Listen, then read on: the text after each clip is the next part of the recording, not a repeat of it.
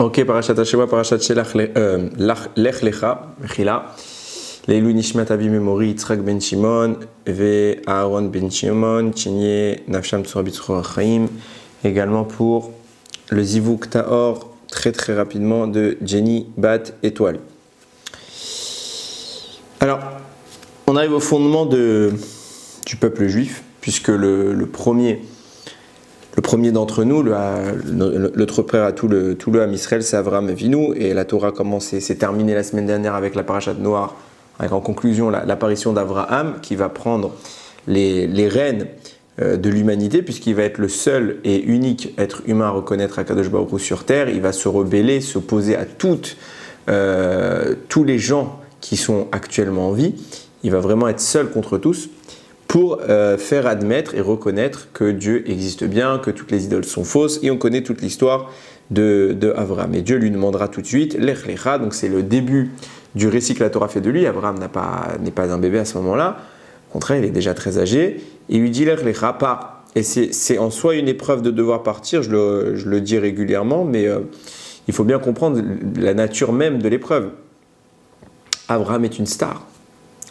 Au moment où Hachem lui demande de partir, Avraham n'est pas un personnage inconnu, il n'est plus le fou que tout le monde critique, bien évidemment qu'il a une attitude qui paraît étrange à bien des égards pour le monde, seulement c'est la personne qui s'est rebellée seule contre Nimrod, le roi du monde. Il a survécu à Ur-Kasdim, il a été jeté dans les flammes, il en est sorti indemne.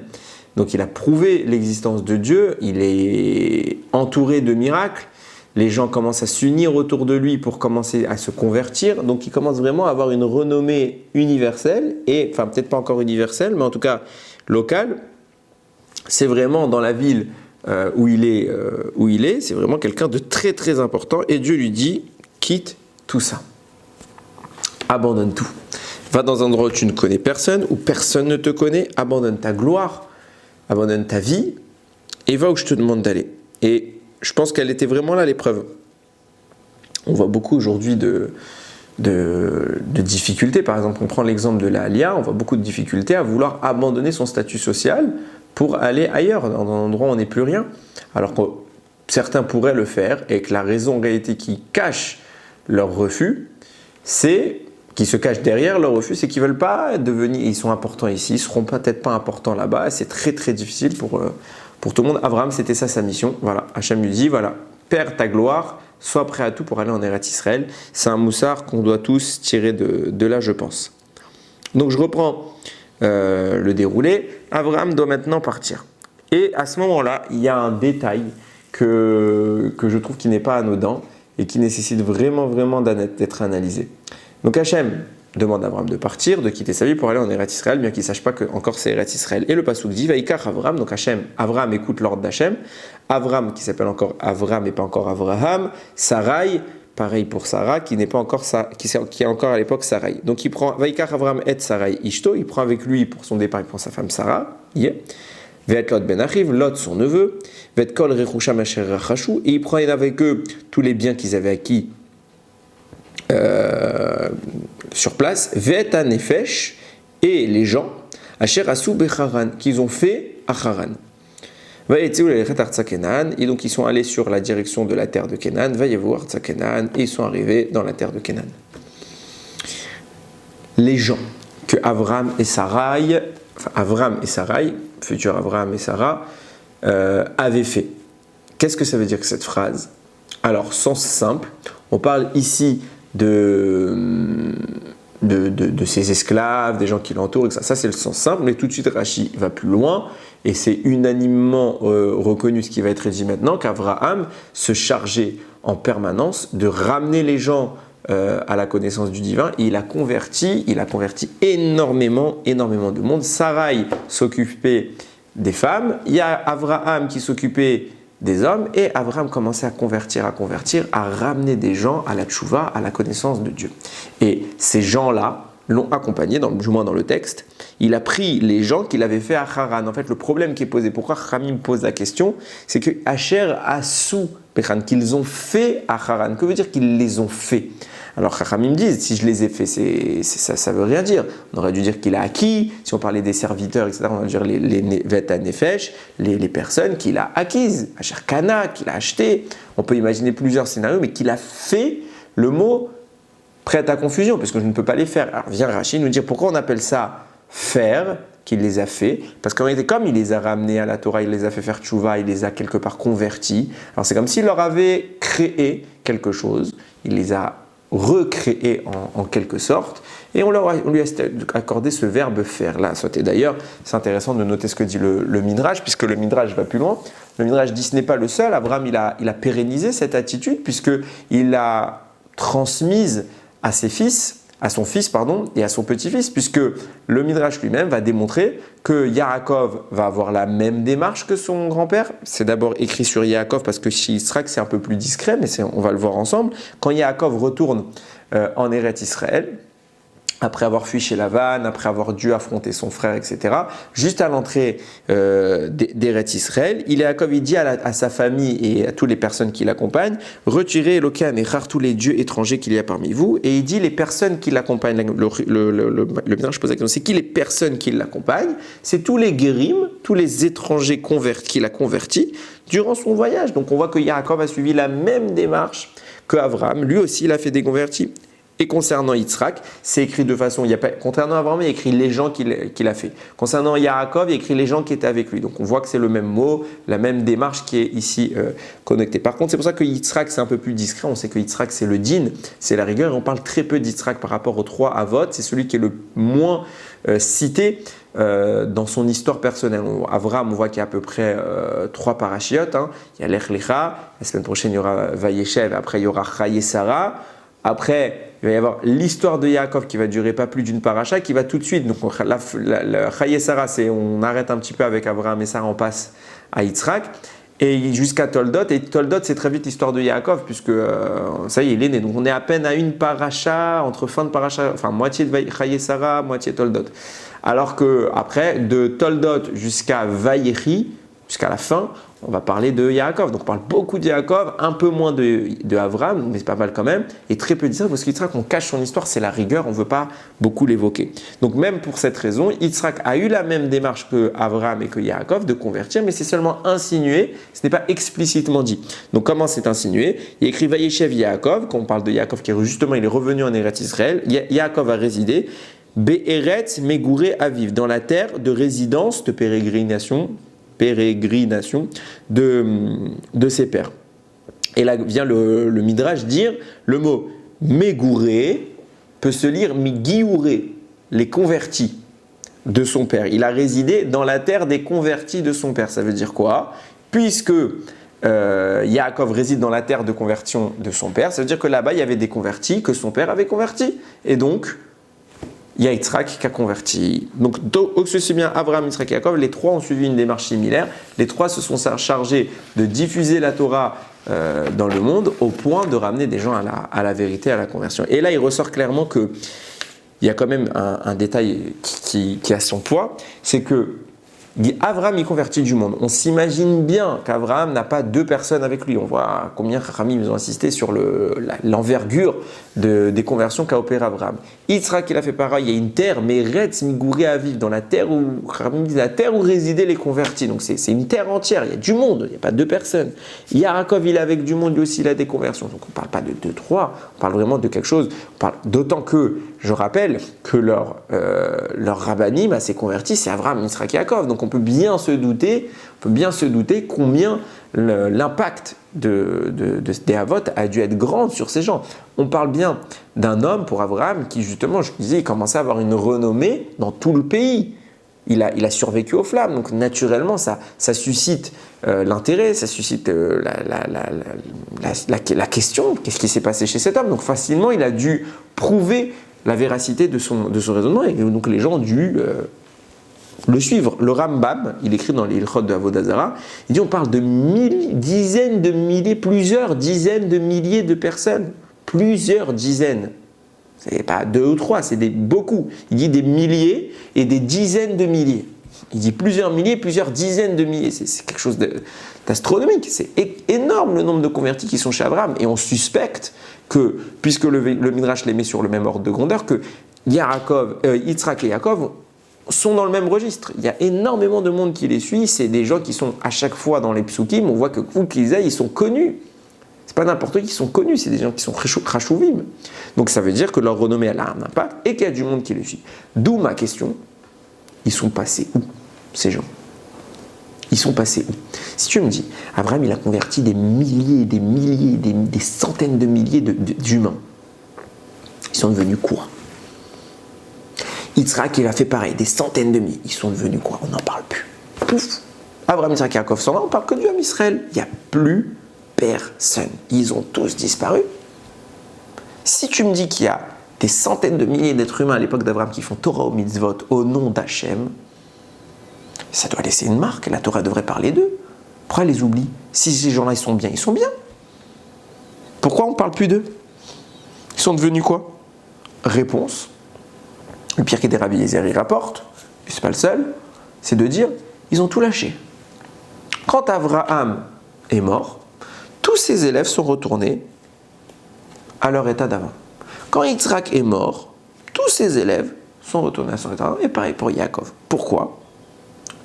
Avant de dire pourquoi, il y a quand même un bémol à poser à la démarche des trois hommes, d'Abraham, Yitzhak et Yaakov. C'est qu'on voit que quoi? Si ces gens-là, à peine leur maître s'en va, ils quittent tout. Ça veut dire que finalement, il y avait un manque de sincérité dans leur démarche, il y avait un manque d'authenticité, ils n'étaient pas volontairement attirés par la Torah, ils ont voulu suivre Abraham, c'était la star. Alors on fait comme aujourd'hui, vous voyez, une star, elle fait n'importe quoi, elle décide demain de faire une coupe de cheveux qui veut rien dire, alors tous les gens qui écoutent, qui regardent cette star, ils veulent faire la même coupe que la star. Voilà, Abraham c'était la star nationale, alors tout le monde faisait comme lui. C'est ça que ça veut dire, mais ce n'est pas des conversions. Et donc si c'est ça, c'est des fans. Aujourd'hui on appellerait ça des followers, c'est comme vous voulez, mais c'est pas des vraies conversions, c'est combien la lacha est stricte sur une conversion, il faut accepter toute la Torah. Et si ces gens-là le font que pour Abraham, alors quand tu vois que ces gens ne sont pas sincères, tu vois qu'il y a ton père Abraham, il a fait ça, Yitzhak il fait la même chose. Il dit mais ça va faire à quoi? Mais tu regardes, ils ont tous lâché. Pourquoi je continue? Ça sert à rien, puisqu'au final, on se rend bien compte, ça marche pas. Il y a Yaakov encore pire, puisque lui, ça fait déjà 2 générations qu'il voit que Yitzhak, les gens qui le suivaient, c'est parce que c'était une star. Il y a Abraham, les gens qui le suivaient, c'est parce que c'était une star. Et les gens, maintenant, lui aussi, c'est lui le successeur de la star, c'est la star numéro 3. Les gens le suivent, mais ils devraient se dire, je ne vais pas les convertir. Pourquoi je vais les convertir? Au final, c'est juste un fan club. Qu'est-ce que ça signifie, ces présents? Ils ne sont pas du tout importants. Pourquoi ils passent du temps pour eux?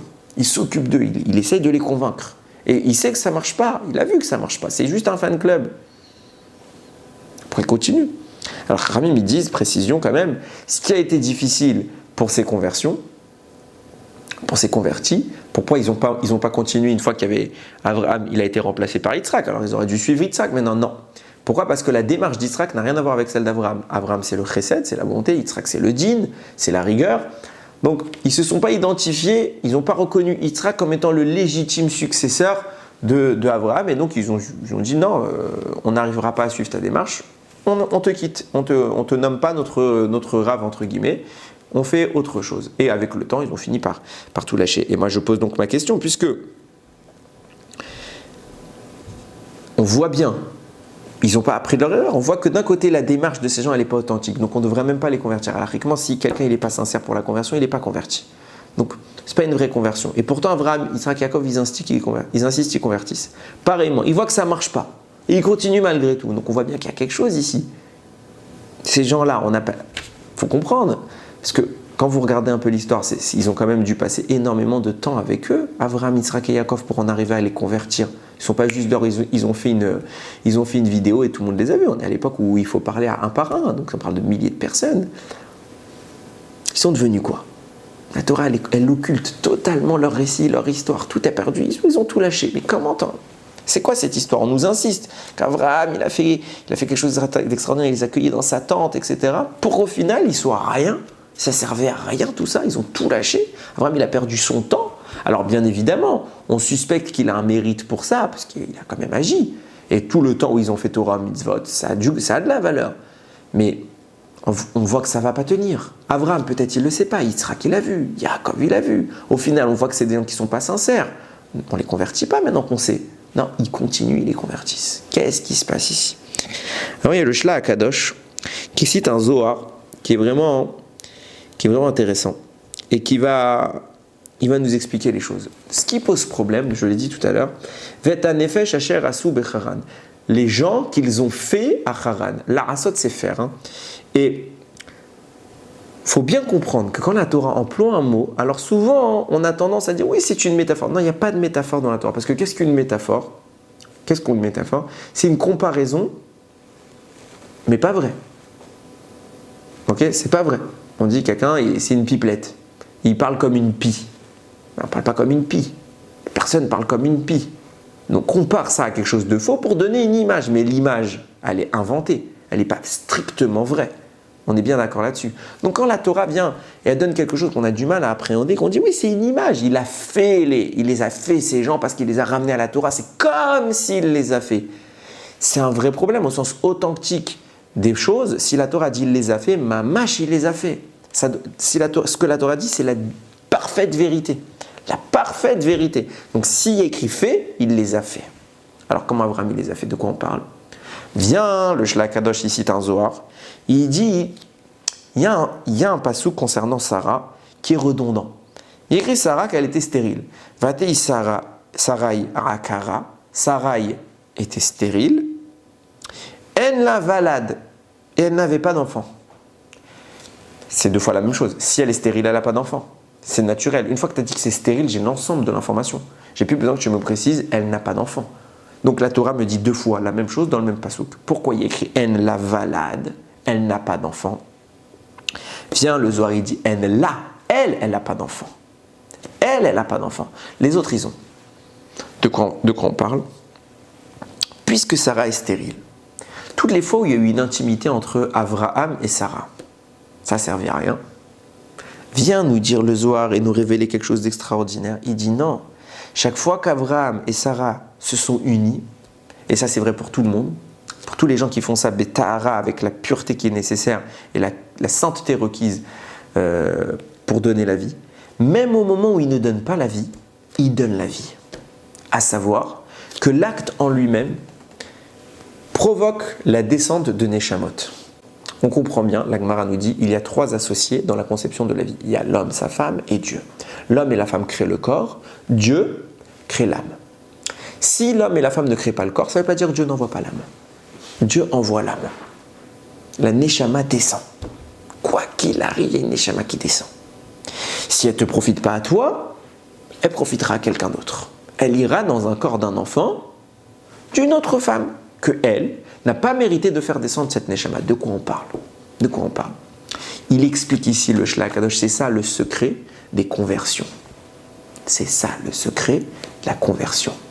Nous on croit, on est souvent amené à penser et à dire que le type est goy, il décide d'être juif, donc il se convertit, se trempe au mikvé et hop, il y a une Neshama qui rentre en lui, c'est faux.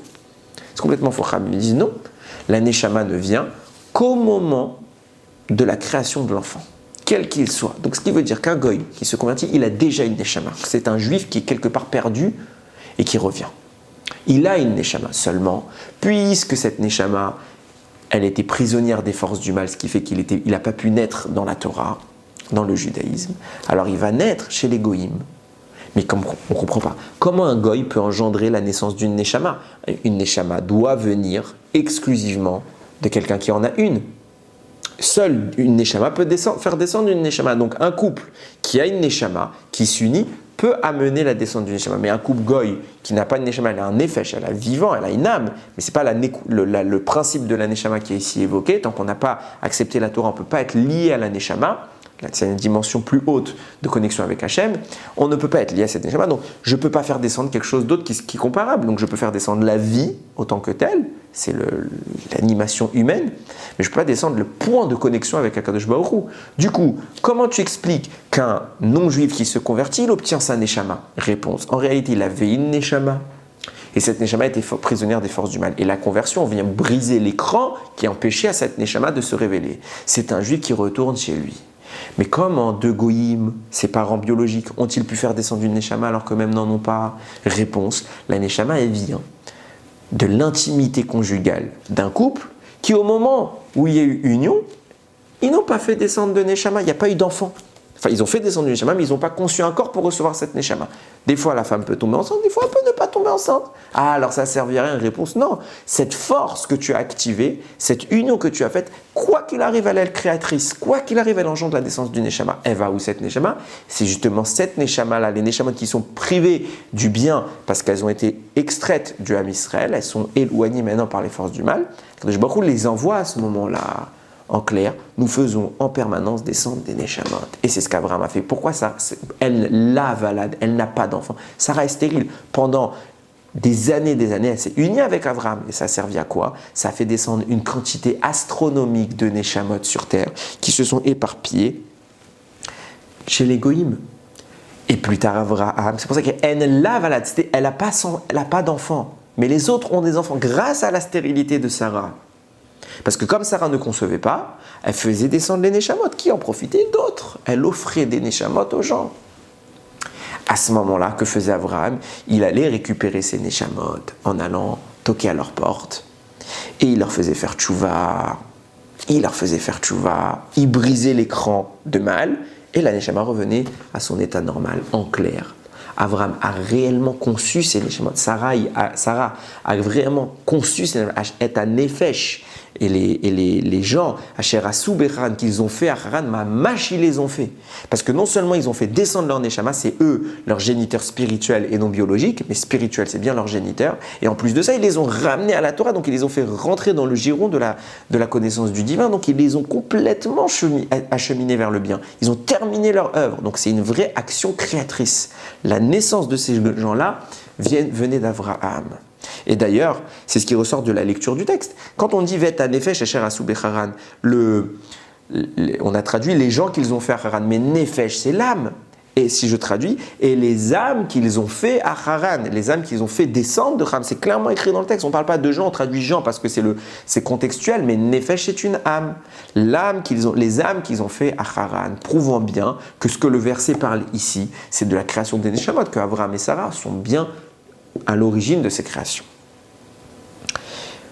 On va aller un peu plus loin. On a dit que Abraham s'est chargé de faire descendre ses Neshamot avec Sarah, et en plus il s'est chargé de les révéler. Donc il a fait tout le process. On voit plus loin que Yitzhak et Rivka vont faire la même chose, et Yaakov avec sa femme vont faire la même chose. On voit bien de façon générale que c'est clairement ce que nous dit la Torah. Pourquoi? Parce que Rivka est stérile. Rachel et Léa nous disent mais les deux sont stériles. Seulement que Léa va avoir des enfants assez facilement, bien qu'elle soit stérile, parce qu'Hachem va la prendre au pitié, parce qu'elle a beaucoup pleuré, elle a beaucoup souffert, elle a prié par Akadosh Baruch Hu. Donc Hachem va plus facilement la prendre en pitié, plus facilement réaliser un miracle pour elle. Mais Léa est stérile, comme toutes les imates. Elles sont toutes stériles. Et on voit qu'Akadosh Baruch Hu crée dans la stérilité, il crée cette vie-là, parce qu'il veut quelque part faire émerger ces âmes. Et on comprend bien que ces âmes-là, puisque c'est des Neshamot du Ham Israël qui sont arrivées chez Elohim parce qu'elles ont été privées de leur lieu de naissance par les forces du mal, ça c'est toute l'histoire de la faute d'Adam, que le serpent lui a pris beaucoup de Neshamot, le Satan. Mais à quoi bon répéter le processus à 3 reprises? Si Abraham, il en a fait des centaines de milliers. Yitzhak, pareil. Alors on pourrait dire mathématiquement, bon, lui il a fait 200 000, lui 200 000, 200 000. Ça fait les 600 000 âmes du Ham Israël. Ça sert à quoi? Et puis, il y a une deuxième question. Enfin, bien sûr, ça sert. Je dis pas, j'ai mal exprimé ma phrase. Ça sert. Mais c'est peu probable. A priori, ils ont fait le maximum de ce qui était faisable. Donc ça veut dire qu'ils ont vraiment opéré un tikkun à très large échelle, mais plus que ça. Pourquoi? Quand Abraham, Yitzhak et Yaakov vont faire descendre ces Neshamot, elles n'arrivent pas à tenir. On l'a dit tout à l'heure, elles ont fini par lâcher. Si vraiment, Bémet, je viens de dire que c'est des Neshamot du Ham Israël, donc c'est des Juifs à part entière, c'est des origines à part entière, elles sont nées dans le mal et on les a ramenées au bien. Donc ça y est, m'explique. Quand on voit quelqu'un se convertir, on ne dit pas qu'au bout d'un moment, si son rave qui l'a converti, il disparaît, alors il va tout lâcher. Non, t'es converti et c'est pour la vie. Si c'était sincère. Et là, on voit que malgré l'origine très haute de ces Neshamot, ça ne tient pas. Il y a quelque chose qui bloque. Qu'est-ce qui bloque? Ça arrive pas, ça prend pas réellement racine. Le projet, il donne pas ce qu'on attend de lui. Quand est-ce que ça va vraiment marcher? En Égypte, quand vraiment on va être les enfants génétiques, biologiques de ces gens-là. Là, ça va prendre. Mais jusque-là, ça prend pas vraiment. Je comprends. Si tu me dis que c'est des Neshamot, c'est des Neshamot, c'est bon, c'est des Juifs. Qu'est-ce qui se passe ici? Alors, il faut regarder comme ça, vous savez que il y a le Targum Onkelos. Targum Onkelos, c'est le principal traducteur en araméen de la Torah. Et il est très réputé pour être précis sur les mots qu'il choisit. C'est vraiment indicateur de ce qui se passe. Et là, il donne une traduction qui change un peu de l'habitude de Onkelos parce que c'est pas ce qui est écrit dans le passouk. Quand vous savez traduire le passouk, vous voyez que la traduction qu'il donne, c'est pas ce qui est écrit. Il y a écrit Vet Anefesh Asher Asu Becharan, les âmes qu'ils ont fait à Haran. Donc on parle d'humains en tout cas. Et ils les ont fait à Haran. Donc a priori, on les a ramenés à la Torah. Mais lui, là, il vient dire, il les a assujettis. Il parle des Neshamot qui ont été assujettis à la Torah. La Torah n'existe pas encore. Elle existe de façon conceptualisée, mais elle n'est pas concrète. Elle n'a pas été donnée à l'homme. Pourquoi il vient ici dire qu'Abraham les a assujettis à la Torah? Bien sûr, c'est ce qui se passe en réalité. C'est évident que s'il les a convertis, ils sont assujettis à la Torah. Mais lui, il insiste sur le fait que c'est la Torah qui a été le leitmotiv de la conversion de ces gens. Qu'est-ce que ça signifie? Alors, je vous le dis clairement, quand vous lisez simplement cette traduction, vous n'êtes pas choqué. Mais quand vous allez comprendre ce que j'essaye d'évoquer ensuite, vous allez voir que Onkelos, il a choisi ce mot, ce cheminement-là, cette orientation à bon escient. C'est-à-dire qu'il a vraiment pesé ce qu'il disait. Ce n'était pas simplement un détail qu'il essayait d'évoquer. On va essayer de comprendre ça ensemble. Et je vais essayer d'expliquer les choses assez clairement parce que ce n'est pas évident. On sait que Moshe, c'est le vecteur de la transmission de la Torah. Plus tard, il va donner la Torah à Israël et c'est lui qui va tout transmettre, l'intégralité de toutes les informations, de tous les commentaires qu'un jour seront dits à l'homme. Moshe contient toute, c'est la mémoire absolue de la Torah. Toute la Torah est téléchargée, déversée par Moshe, il sait tout. Pourtant, nous dit le Chida, chaque génération, elle a ses innovations. Chaque rave de l'histoire, il a son mot à dire dans la Torah. Et quand il le dira, il sera le premier à le dire. Pourquoi? Parce que, et plus que ça, ils disent les choses qui vont être dévoilées par les générations de fin n'ont pas pu être dévoilées par les générations du début. Bien que les générations du début étaient on ne peut plus grandes que nous, il y a des choses qu'ils n'ont pas eu. Pourquoi? Parce que ce n'était pas venu le moment. Ce qui est expliqué par là, c'est que Moshe connaissait la Torah, mais il y a des informations qu'il n'a pas eu le droit de dire. Pourquoi? Parce que chaque juif, il a un chélek, il a une part dans la Torah qui lui est propre. Et c'est à chaque juif de dévoiler cette Torah dans le monde. Et personne d'autre, pas même Moshe. Bien que Moshe la connaissait, il ne pouvait pas la dire. C'était à nous d'aboutir à cette... Et il nous dit le Chida, il emploie des mots qui sont très très difficiles à entendre parce que il dit c'est l'héritage individuel de chacun. Et si une personne en arrive à trouver, avec les efforts, si on mérite, si quelqu'un fait les efforts, il a une sincérité, alors Hachem l'aide à trouver tous les chidushim qui sont les siens, tous les commentaires qui sont les siens. Il y arrivera, ça c'est pas un problème d'y arriver. Mais si par malheur, il oublie, s'il oublie, malheur à lui. Pourquoi? Parce que plus personne ne pourra le dire à sa place. Il n'y a que lui qui devait le dire. Moshe savait, il n'a pas eu le droit de dire. D'autres rabbinim savaient peut-être, ils n'ont pas eu le droit de le dire. Celui-là, cette part-là, c'est la part de un tel, fils de un tel, et c'est lui qui la dira. On n'a pas le droit. Moshe s'est tu parce qu'il n'avait pas le droit. C'était à nous. Chaque juif, il a une part dans la Torah. À quelle dimension? Rami nous dévoile, on sait qu'il y a 600 000 Neshamot dans le Ham Israël. Mais plus que ça, le mot Israël, c'est l'acronyme de la phrase Yesh Shishim Ribo Otiot la Torah. Il y a 600 000 lettres dans la Torah. De même qu'il y a 100 000 âmes, il y a 600 000 lettres. Pour nous dire quoi? Chaque âme, elle est connectée à une lettre. C'est bien ce que je vous dis, on a tous une part qui est la nôtre. Et toute la puissance de cette lettre qui est cachée, c'est à la Neshama en question de la révéler. Alors, il n'y a pas 600 000 lettres dans la Torah, il y en a beaucoup moins, il y en a à peu près moitié moins. Mais Ramim, ils expliquent de quoi on parle. Il y en a qui considèrent les espaces. Il y en a qui disent que chaque lettre, c'est une combinaison des fois de plusieurs lettres. Bon, je ne vais pas rentrer là-dedans. En tout cas, en combinaison absolue, il y a 600 000 lettres dans la Torah. Et chaque Neshama, elle est liée à une lettre. Et chaque Neshama, elle a sa part. Maintenant, en allant encore plus loin, l'âme, parce qu'on est en train de faire un parallèle entre quoi? La Torah et l'âme. L'âme, elle est reliée à une partie de la Torah, à une lettre de la Torah. Je précise bien, à une lettre de la Torah. L'âme, l'humain, la vie, elle est régie par 4 dimensions. En réalité, il y en a 2 autres, mais elles ne concernent pas vraiment, elles sont tellement hautes qu'on n'y a pas accès. Il y a le corps, premier élément. Il y a l'âme qui, elle, est subdivisée en 3 parties, donc on a plusieurs fois évoqué le nom. Le nefesh, le ruach, la neshama. Le nefesh est intimement lié au corps, donc le corps est là, et le nefesh, c'est la base de vie. C'est l'animé, c'est ce qui fait qu'on peut se mouvoir, ce qu'on peut agir, interagir. Et c'est la dimension la plus basse de la vie. Pourquoi ? Parce qu'elle révèle un côté un peu bestial. Puisqu'on est animé, on est des animaux. C'est la même notion qu'à l'animal. On est juste animé. Vient ensuite le ruach, qui est la capacité de parler. La capacité de parler établit une connexion entre l'être animé, le corps, et sa conscience. Sa conscience, c'est sa liaison avec Dieu. Donc la parole va ici être évocatrice d'une transition entre ce que je pense, qui est spirituel, qui n'est pas matériel, c'est quelque chose de pas palpable, et ce que je manifeste par des actes, par des paroles, même une gestuelle, ce que je manifeste de façon perceptible par la matière, de façon audible.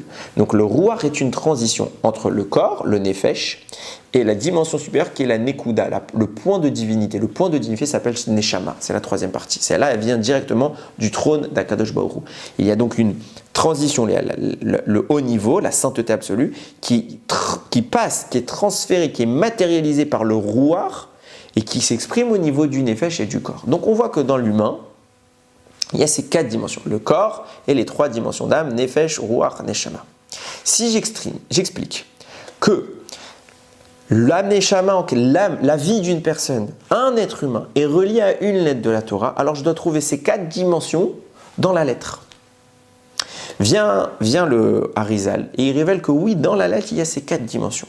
Il y a la lettre elle-même, la lettre telle qu'écrite dans un Sefer Torah. Ça, c'est le premier niveau d'écriture.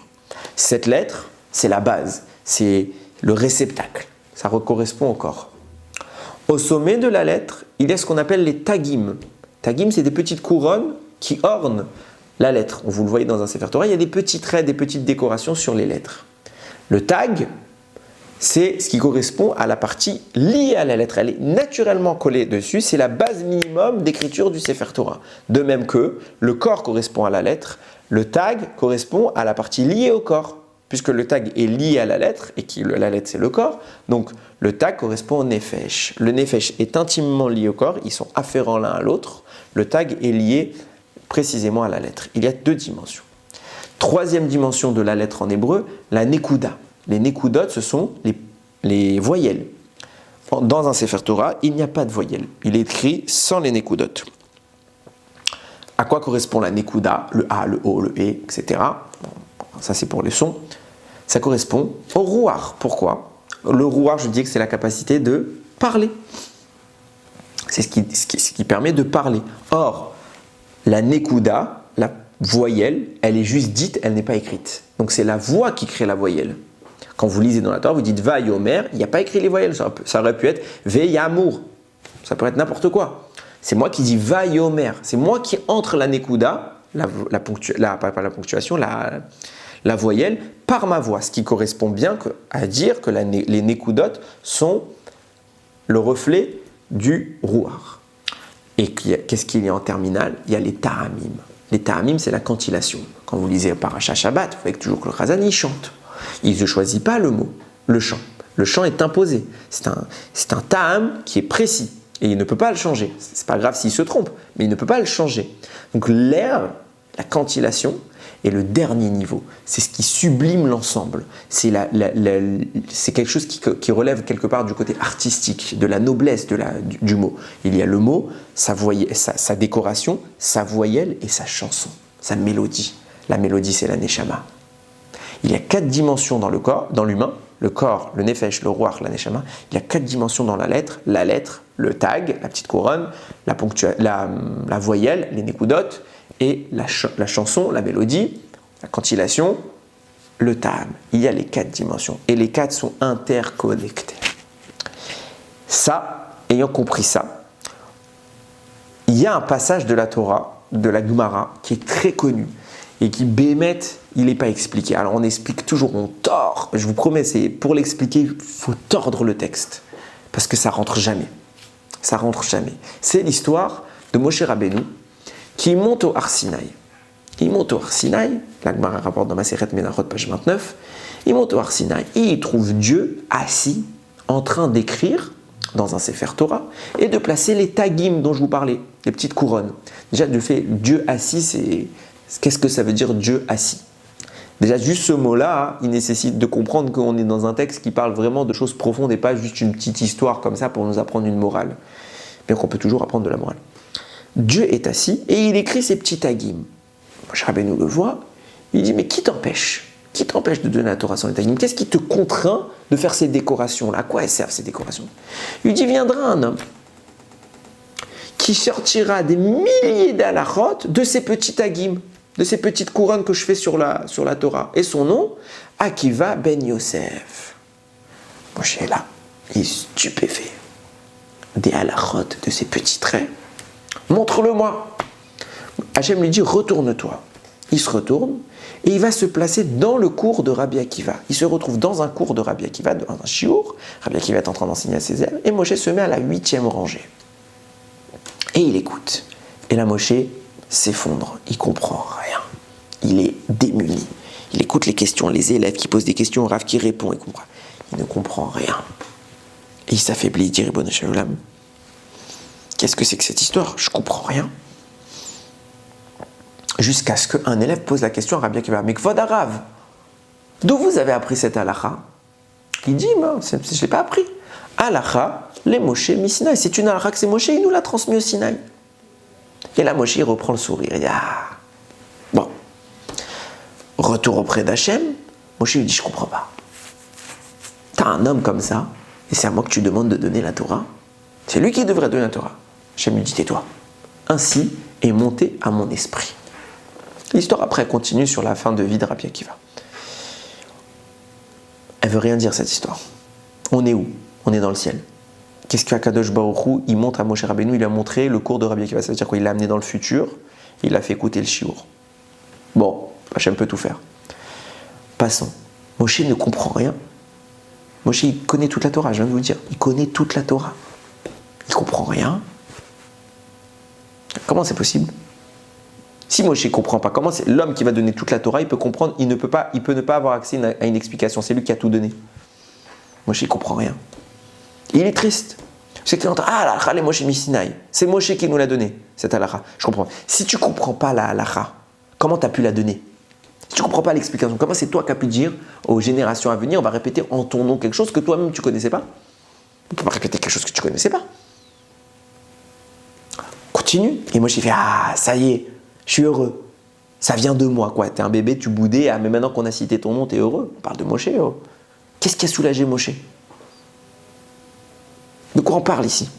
Ça n'a ni queue ni tête. Et qu'est-ce que c'est que cette histoire? Moshe lui dit, t'aurais dû, lui, il devrait donner la Torah. On comprend l'argument, il est meilleur que moi. Et Hachem lui dit, non, c'est toi qui donnes la Torah. Ainsi est venu à mon esprit. Qu'est-ce que ça veut dire? Écoutez bien, j'ai lu le Ben Yoyada, comme toujours. Il explique tout.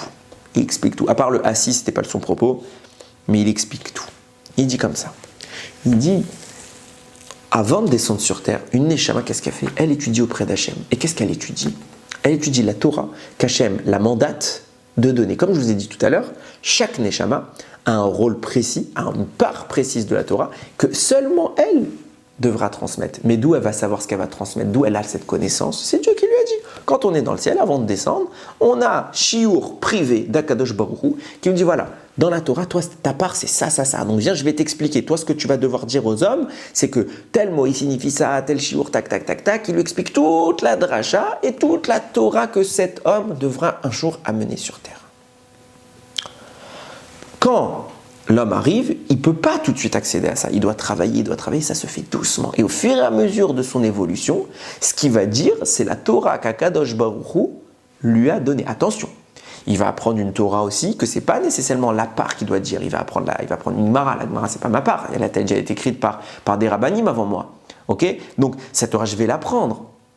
Mais au fil de mon étude qui est globale, que je dois aussi apprendre, et ben au fil de cette étude, je vais découvrir des choses qui ne sont pas écrites dans l'Agma, qui ne sont pas écrites dans le Chumash, que c'est mon explication, la mienne. Pourquoi la mienne? Parce que chaque Neshama a la sienne. Mais d'où il a réussi, la Neshama, à trouver que c'est ça l'explication? En réalité, c'est Dieu qui t'a fait chiour dans le ciel, qui t'a transmis toute ta Torah. Et au fur et à mesure de ton évolution dans la Torah, que toi tu vas arriver dans un corps, tu ne vas pas avoir accès à cette Torah. Le corps va brider l'accès à l'information.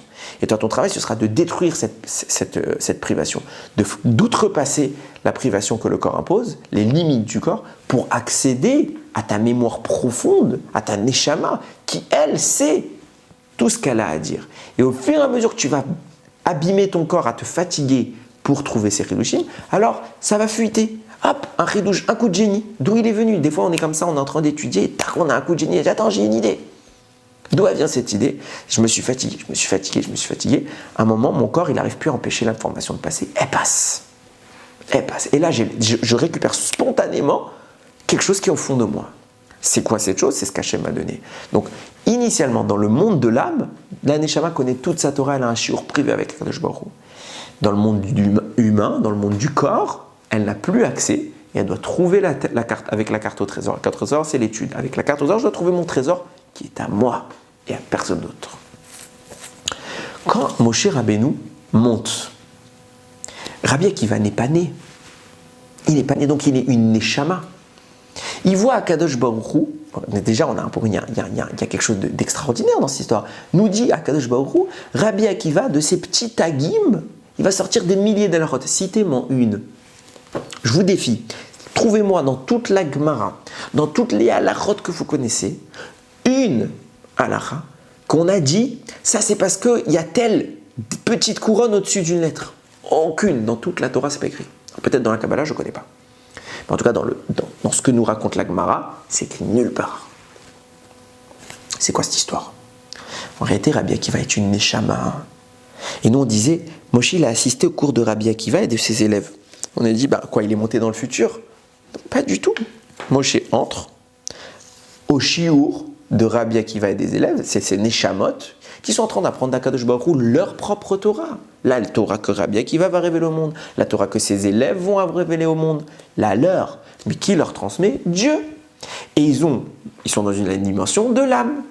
C'est pas Moshe qui est en train de voir Rabbi Akiva au futur, c'est Moshe qui est en train d'assister à l'apprentissage au présent de Rabbi Akiva. Il est en train d'apprendre sa Torah. C'est une neshama, Rabbi Akiva, à cette époque de sa vie. C'est qu'une neshama. Elle s'appellera Akiva, pour l'instant c'est une neshama, et elle apprend sa Torah. Elle apprend son chapitre, sa leçon. Seulement Moshe, quand lui monte, c'est pas une neshama, c'est un corps. Il a une neshama, mais elle est bridée par son corps, et il monte avec son corps. Et là Moshe écoute, il comprend pas. Il comprend pas. Pourquoi il comprend pas? Pas que sa neshama n'a pas appris tout ça, la neshama de Moshe contient toute la Torah, elle a été intégralement téléchargée en elle. Donc il a toute la Torah. Mais Moshe, il a le corps le bloque. Il n'a pas encore lui-même accès à toute sa Torah.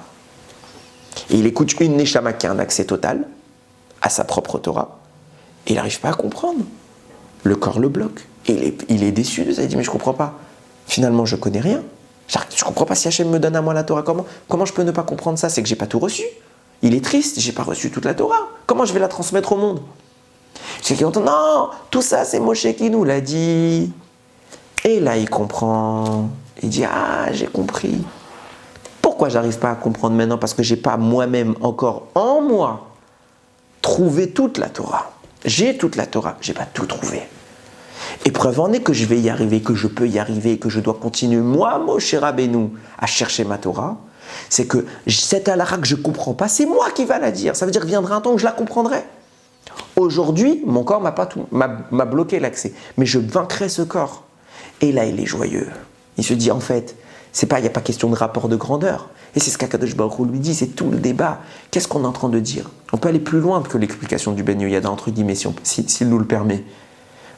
Moshe Rabbeinu monte, il voit Akadosh Baruch Hu en train d'écrire des tagim. Il dit, mais qu'est-ce que tu fais? Qu'est-ce qui t'empêche? Il dit, c'est Rabbi Akiva qui m'empêche. Ça veut dire, qu'est-ce qu'il est en train de faire? J'ai dit quoi? J'ai dit que les tagim, c'est la neshama de la lettre. Les tagim sont à la lettre ce que la neshama est à la vie. Si tu me dis que les tagim c'est la lettre, c'est la neshama, et il te dit Dieu, je suis en train de faire un tag pour une personne qui s'appelle Rabbi Akiva. En fait, Akadosh Baruch Hu, il est en train de s'occuper de la neshama de Rabbi Akiva, il est en train de lui conférer son rôle dans la Torah. C'est pour ça que nous dit le Ben Yehoyada qu'à ce moment-là, Moshe Rabbeinu assiste à la formation de Rabbi Akiva. Est-ce qu'il apprend sa Torah, de sa neshama, dite de la bouche d'Hachem? Voici ce que toi tu diras. Quand Hachem lui dit retourne-toi, il n'est pas allé ailleurs, Moshe. Il s'est juste tourné. Parce qu'en réalité, quand il voyait Akadosh Baruch Hu en train d'écrire le tag, ça veut dire quoi? Hachem est en train de s'occuper d'une neshama, lui conférer une place dans la Torah. Il est en train d'enraciner Rabbi Akiva avec par sa lettre, sa neshama, son tag. Moshe veut dire, je veux voir, qui est ce Rabbi Akiva? Et il dit, retourne-toi, je suis en train de lui donner shiur. Je suis en train de lui donner shiur, voilà, c'est ça que je suis en train de faire quand j'écris le tag. Et il nous dit, la Gemara, il y a des milliers d'halachot qui vont sortir de ce tag, de ces tagim. C'est pas le tag qui va être expliqué en tant que tel. C'est le fait que Dieu place cette couronne sur la lettre, à savoir qu'il place cette neshama dans le monde avec son rapport à la Torah, ce fameux monsieur qui s'appellera Rabbi Akiva. Comme Dieu il a mis cette neshama là, qui est le tag, alors des milliers d'halachot vont sortir de ce tag. Parce que quoi? Toute la Torah de Rabbi Akiva sort de là. Quand je suis en train, Kadosh Baruch Hu est en train de placer le tag, il est en train d'affairer une neshama à cette Torah. Et donc oui, il y a des milliards de choses qui vont sortir de là, Rabbi Akiva. Toute la Torah qui parle, c'est ça, que les halachot dont on nous dit, des milliers d'halachot, il va sortir de là. Pas de l'écriture elle-même, mais de son rapport avec sa Torah. Avec sa Torah. Et là, Moshe comprend tout. Il va voir Kadosh Baruch Hu, il dit, tu te rends compte, mais il a tant de connaissances. Il a tant de connaissances parce que Moshe se dit d'accord, je vais lui transmettre, c'est moi la base. Mais peut-être qu'il a plus que moi puisque tu as vu le niveau du bonhomme. Je me dis non, c'est pas lui qui doit donner la Torah, c'est toi parce que tout vient de toi. Tout vient de toi. Aujourd'hui où tu parles, tu es inférieur à lui. Pourquoi? Pas parce que ta neshama est plus faible que la sienne, parce que tu as un corps.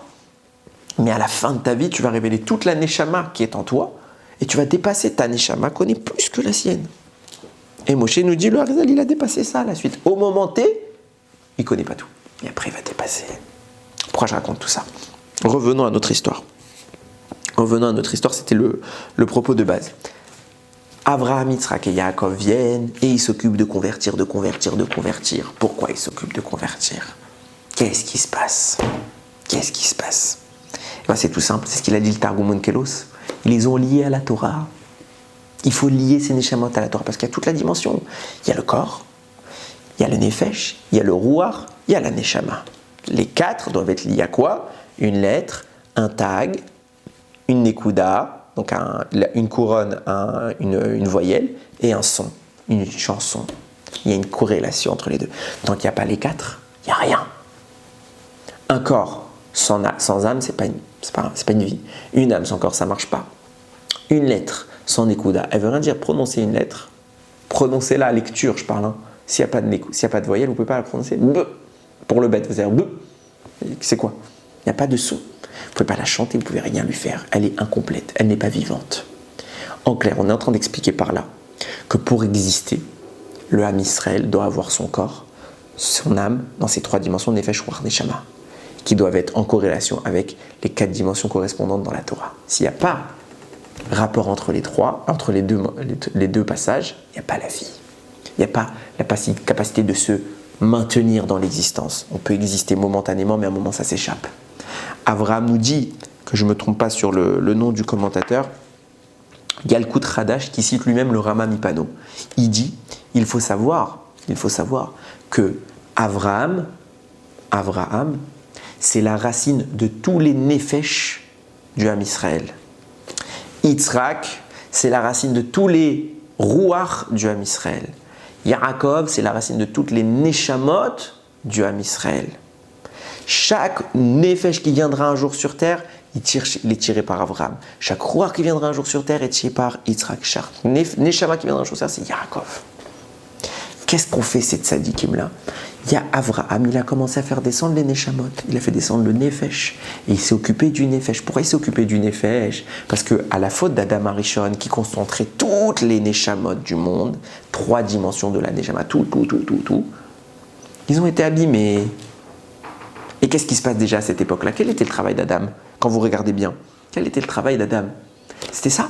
Akadosh Baruch Hu dit à Adam, tu as une chose à faire. Toi, tu es quoi? Un corps, muni d'un nefesh, d'un roi et d'une neshama. Maintenant, il faut que tu te connectes à la Torah. Tu as une interdiction, c'est pas de manger l'arbre de la connaissance du bien et du mal. Viens de nous dire Chachamim, mais cette interdiction, elle était momentanée. À un moment ou un autre, il pourra manger de l'arbre de la connaissance du bien et du mal. Il y avait un préalable pour qu'il puisse le manger. C'était quoi? Il devait d'abord consommer un autre arbre, tout aussi important, tout aussi mystérieux. Lequel? Etz Achaim, l'arbre de la vie, qui est le précurseur de la Torah. C'est la dimension de la Torah à l'époque du Gan Eden. Passe par ta connexion avec la Torah et tu te stabilises ton existence dans le monde. Si tu stabilises ton existence dans le monde définitivement, par la fusion de tes 4 dimensions avec les 4 dimensions de la Torah, alors tu peux manger de l'arbre puisque le mal ne t'atteindra plus. Tu ne pourras plus te faire écarter, tu ne pourras plus te perdre. Malheureusement, il s'est perdu. Il a d'abord mangé l'arbre de la connaissance. Et tout l'ensemble, c'est, puisque tu t'es perdu, tu t'es perdu. Alors Abraham va s'occuper de récupérer tous les nefesh et de les ramener. Est-ce que ça peut tenir? Clairement pas. Pourquoi? Parce qu'il manque le roi, la neshama et la Torah. Fusion. Donc d'accord, Abraham s'occupe, je ramène déjà le nefesh. Yitzhak va ramener tous les rois. Yaakov va ramener toutes les neshamot. Mais ça ne suffit pas. Tous ces convertis-là viennent sur terre et disparaissent. Pourquoi? Parce qu'il manque quoi? Il manque la Torah. Vient nous dire le Zohar, même la Torah elle-même, elle est en exil. Elle est où en exil? En Égypte. En Égypte. Toutes les fautes des générations vont permettre, aux forces du mal, de priver le monde de la Torah. Et elles vont éparpiller sa force. Et elles vont sceller la prison en Égypte. C'est pour ça que Ramim nous dévoile, quand on est allé en Égypte, il y a un passage qui dit ils ont rendu nos vies amères par le travail dur, Bechomer avec l'argile, ou Vilvenim avec les briques, ou Frol Avodabassadé, tous les travaux qui étaient dans les champs, et Kol Avodata Machar Vedouem, Befarer, tous les travaux qu'ils leur ont fait avec dureté. Bien, le Zohar dit ça, c'est le texte. C'est quoi cette dureté? C'est quoi tous ces travaux? C'était le moyen d'extraire les forces de la Torah. Comment? Le Zohar dit Avoda Kasha. Kasha, ça vient, le travail dur, ça vient de la Kushya. La Kushya, c'est la difficulté dans la Gemara. Quand il y a un problème, on dit Kushya, Kasha. C'est une Kushya. On a un problème. Il faut se casser la tête. C'est le pouvoir d'analyse, de contradiction et de résolution. On continue. Après, il y a écrit Bechomer avec de l'argile. Chomer, c'est le Kalva Chomer. C'est l'analyse par a fortiori. Si déjà dans un cas simple, tu es coupable, alors dans un cas compliqué, tu es coupable. C'est la comparaison. C'était ça la prison, et on a travaillé le chomer, pour libérer cette puissance qui s'appelle le kalva chomer. Bevilvenim, les briques. Bilvenim, ça vient du mot liboun, la vanne. C'est l'éclaircissement, liboun à halacha, l'éclaircissement de la halacha. On continue. Ouvre la Avodat Bassadé, nous dit le Zohar, c'est l'étude de la Mishnah et de la Braïta. Et de la Braïta seulement, et de Kol Avodatam, c'est l'étude de la Mishnah. En clair, nous dit le Zohar, les forces de la Torah sont prisonnières du mal, ils sont scellés en Égypte. On est allé en Égypte pour libérer la Torah. Et là se passe quelque chose d'extraordinaire. Le Nefesh du Ham Israël, il est libre. Abraham, il a bien réparé. Le roi, il est libre. La Neshama, elle est libre. La Torah, elle est libre. Il y a fusion du tout. Ça y est, ça marche. Abraham, il a fait des milliers, des centaines de milliers, peut-être même 600 000 convertis. Ils ne tiennent pas. Il manque. Yitzhak, pareil. Yaakov, pareil. Ça ne tient pas. Le Ham Israël, lui, il a tout. Il est relié à sa Torah. Ça tient. Et là, ça marche. Le peuple Israël naît. Il existe. Et c'est peut-être même une allusion que la Torah nous fait. Elle nous dit la Torah, Vavetem et ta guerre, qui grime et item beret Misraim. Vous aimerez l'étranger parce que vous-même vous étiez des étrangers en Égypte. Sans simple. Bon, en Égypte, on n'est pas chez nous, donc on est des étrangers. Souvenez-vous que vous avez été dans cette situation. Ne faites pas vivre à autrui ce que vous n'aimeriez pas qu'on vous fasse vivre. Donc si vous avez un étranger chez vous, respectez-le. Ce premier sens. Mais guerre, ça peut aussi dire converti. L'étranger qui est venu se convertir. Vous aimerez le converti parce que vous étiez des convertis. Pourquoi on était des convertis? Qu'est-ce qu'elle veut dire? Bien sûr, en Égypte, on était. Mais on n'était pas des convertis en Égypte, on n'a jamais été des convertis. On est des enfants de Yaakov, on est des vrais enfants d'Israël, des Bnei Israël. Pourquoi on n'est pas convertis? On peut lire aussi convertis. Parce qu'Akadosh Baruch Hu te rappelle, mon petit, tu as été un converti. À l'époque d'Abraham, tu n'étais pas complet, donc tu n'as pas tenu. Tu as été un converti à l'époque d'Yitzhak, tu n'étais pas complet, tu n'as pas tenu. À l'époque de Yaakov, pareil. Tu as été un converti. Et vous êtes un peuple de convertis. Vous avez tous dû passer par la conversion. À un moment donné, depuis la faute d'Adam, Ça a été le cheminement de votre existence. Vous êtes passé par là.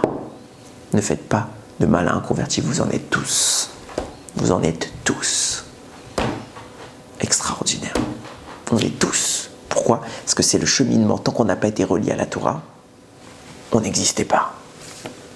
On n'existait pas. Ça veut dire quoi?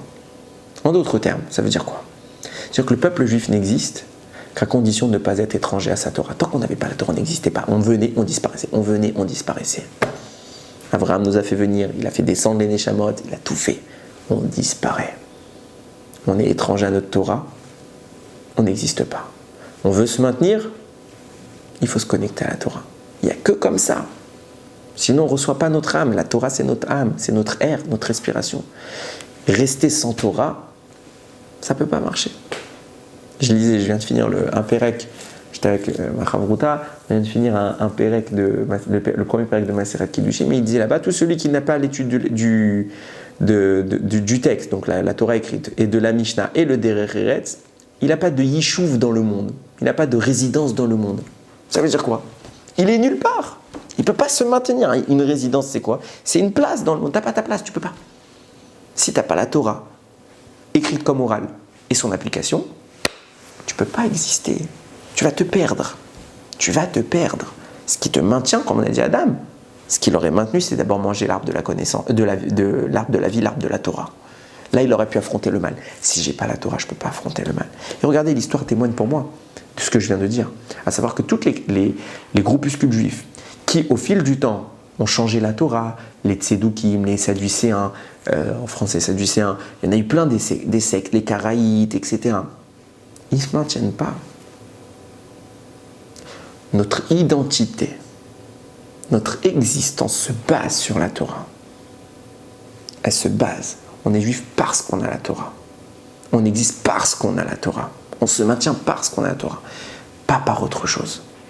Penser autrement, c'est vivre les périodes d'Abraham, c'est oublier de Adam, vivre ce qu'il a vécu, s'égarer. C'est oublier que tous les guérim, tous les convertis qu'Abraham, Yitzhak, Yaakov ont fait, ont tous disparu. Tous, il n'y en a plus. On n'en parle même pas, ils n'ont pas fait partie de l'histoire. Ils n'ont pas de part. Pourquoi? Ils n'avaient pas la Torah. C'est ça la Torah. C'est notre vie, c'est notre neshama. Oublie ça, tu disparais, chas v'shalom. Rappelle-toi de ça. Tu existes au sens au plus authentique qui soit. Le mal ne peut pas t'atteindre. Tu peux même manger de l'arbre de la connaissance du bien et du mal. Tu ne te perdras plus. La Torah, c'est la direction. C'est la stabilité. Oublie ça, tu as tout perdu. Yiratson. Qu'on n'oublie jamais d'où on vient. Qu'on oublie, comme on a dit, Vaftam et Taguer, on était nous-mêmes des convertis parce que nous-mêmes on a eu à faire ce travail, cette recherche. Une fois qu'on a trouvé la Torah, on existait définitivement. On n'a jamais disparu et qu'on ne disparaîtra jamais. La Torah, c'est la vie. Baruch Adonai Leolam. Amen ve Amen.